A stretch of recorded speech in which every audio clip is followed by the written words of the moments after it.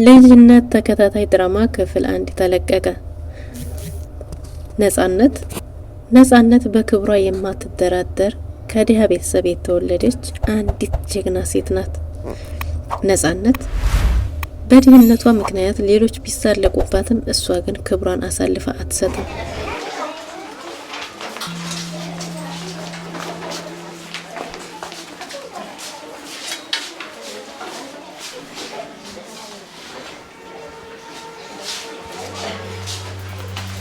እንዴ ዳቦ በእንጀራ አዲስ አሰራር ነው እንዴ?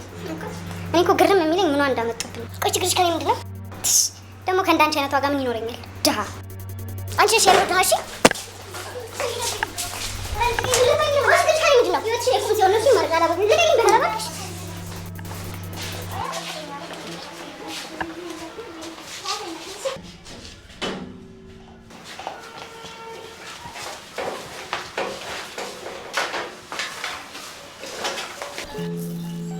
እኔ እንደውም አልበላም። አብረን እንብላ። አመሰግናለሁ። በቃ እኔ እንዲበላልኝ የምታባይ ምን አለበት? አመሰግናለሁ። እሺ ላስቀምጠውና በኋላ አብረን እንብላ። ለምን አንቺማ ምግብ ሽምቢ። ጓደኛዬ ከትምህርት ቤት ከባራ ነው እንጂ ሁሌ እኔን ለማባላት ብላ ምግብ ይዘመጣ። ምን አለበት ብታባይ?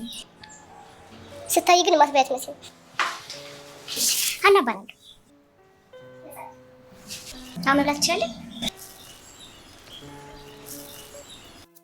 ሳሚ ሚካ ቀደም ግን ቺኳ እንደዛ ጓ ስትል ከክላሱ ሩጠሽ ልትወጪ ነበር እንዴ? አቡኔ ግን እንዴት እንዳሳዝንሽ! እሳት እንደነኮላሲክ ባንዴ ኩምሽሽ እኮ ነው ያደረገችሽ። አረች ልጅ ምን ጤነኛ መስለኝ ትመስላችኋለች? ኧረ መስለን የሆነች ቀዊ ነገር ነች። አንቺንማ ቀደም ጃስ ብላ ስላስደነበረችሽ ነው። ኧረ እባክህ እስኪ አንተ ወንድ ኮንክ እሷ ልጅ ቀርባ አሳየው። እንደውም ቶ ጠብሳ አሳየው። እባክህ እሷ ታይፕ አይደለችም። ታይፕ አይደለችም። ማግባት እኮ አላልንም። ማንኛውንም ሴት በእጅ ማስገባት ይችላል ውስጥ ላይ አለበት። አሳየና እሷን በእጅ አስገብተን። ኧረ ትንሽ ጊዜ ጠብቅ አሳያለሁ። እናለሽ እንዴ በዚህ ማ ጆሲ አይታማው የቺኮች ድሮን እኮ ነው።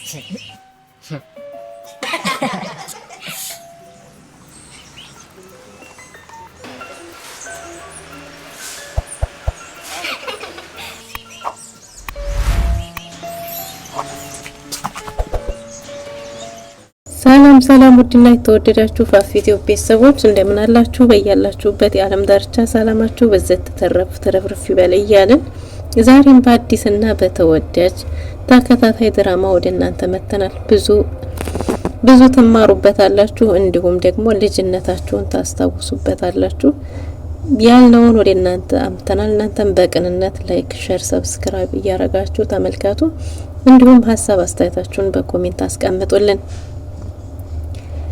ልጅነት ተከታታይ ድራማ ነጻነት ከድሃ ቤተሰብ የተወለደች እና እንዲሁም ከአያቷ ጋር ያደገች ስትሆን የኢኮኖሚ እጥረት ማለት በድህነት ውስጥ የኖረች ስትሆን ያደገችውም ብዙውን ጊዜ በማደጎ በእርዳታ ድርጅት ስለሆነ ነጻነት ከሌላ ትምህርት ቤት ስትማር እንግዲህ ባለው አለመግባባት ከዛ አያትየቱ እባካችሁ አንድ እድል ስጡልኝ፣ ልጄ ብዙ ብሶት ብዙ መከፋት በውስጧ ስላለ ነው ወዳም አይደለም ብለው ሸምክለው ለሳቸው ስንል ዛሬ አንድ እድል ብቻ እንሰጣታለን ብሏል የድርጅቱ ኃላፊ።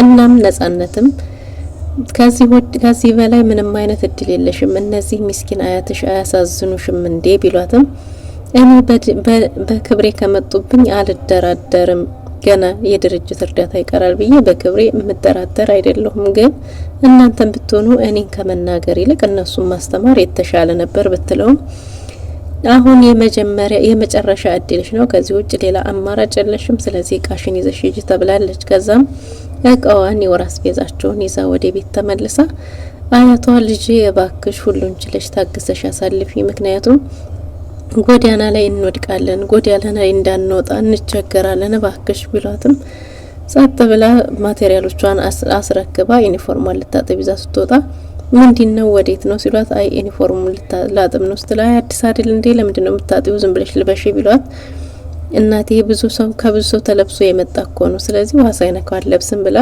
ልታጥብ ወደ ውጭ ወጣ አጥባ ባሰጣችበት ዙራ ስትመለስ አጥተዋለች። እና አንስተሻለይ ስትልም አያቷን ጠይቃለች። አያትየዋም እንዳላዩ ነገሯት፣ ውጭ ላይ እንዳሰጣችሁ። ከዛ ውጭ ላይ ሲፈለግም ዩኒፎርሙ መገኘት አልቻለም።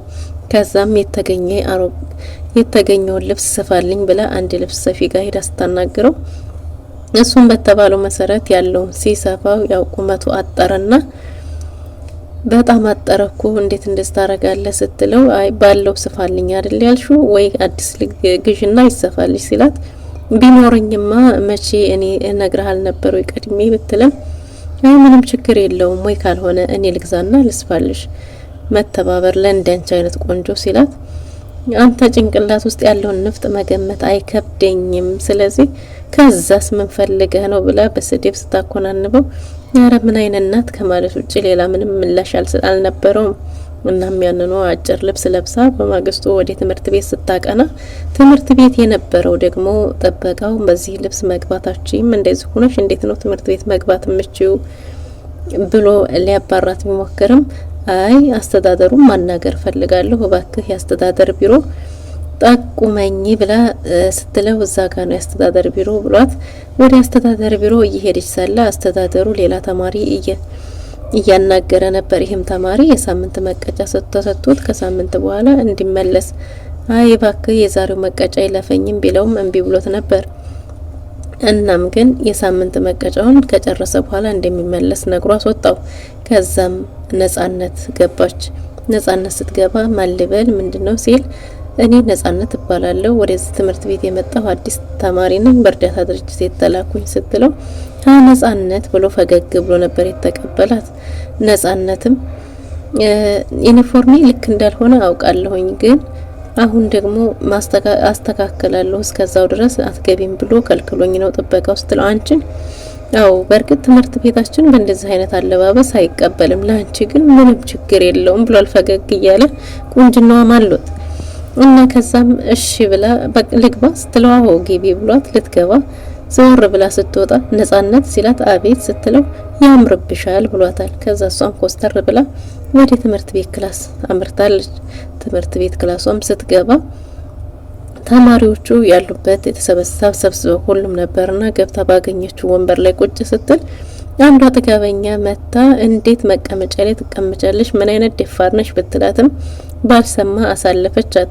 ባልሰማ በማሳለፏ ዝም በማለቷ ነጻነት በጣም የተናደደች ትመስላለች። አንቺ አሰሚም እንደማርኛ አይደል የምናገረው አሰሚም ስትላት አይ ሰምቻለሁ ብላ ታነሽ መቀመጫ እንዴት ነው መቀመጫ ላይ ማንንም መቀመጥ አይችልም እንኳንስ መቀመጫ ላይ አይደለም ቀርቶ እዚህ ክላስ ራሱ ያለኔ ፍቃድ ማንንም አይገባም ብላታለች።